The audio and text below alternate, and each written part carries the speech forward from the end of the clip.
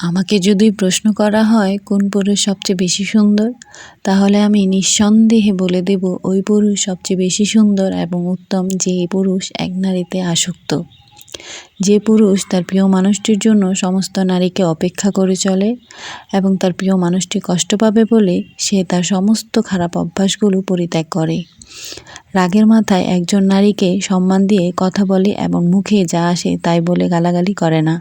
প্রতিটা নারীর জীবনে এমন একজন যত্নশীল পুরুষ আসুক এবং সে সবটুকু দিয়ে আগলে রাখবে। সম্পর্ক হবে হালাল এবং উদ্দেশ্য হবে অবশ্যই জান্নাত। কেউ আপনাকে প্রচণ্ড ভালোবাসে, তার কথা বিশ্বাস করে, অবশ্যই করা উচিত, কিন্তু মনে রাখবেন ভালোবাসা মুখে প্রকাশ করার চাইতে মানুষের কাজে প্রকাশ পায় অনেক গুণ বেশি।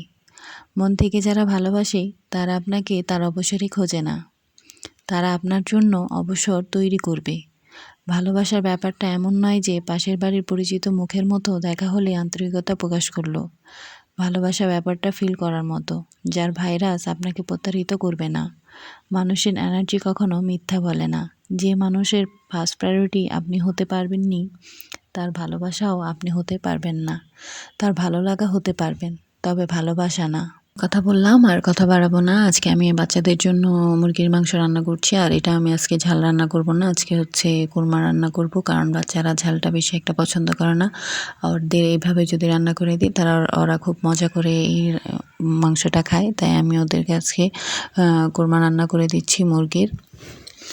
আর ওদের এটা খুবই পছন্দ, বিশেষ করে রাফসানের তো খুবই বেশি পছন্দ। রায়ান রাফসান দুজনেই পছন্দ করে, তবে রাফসানের বেশি পছন্দ, ওর জন্যই আজকে এইভাবে রান্না করলাম। আপনাদের কাছে কেমন লাগলো অবশ্যই জানাবেন।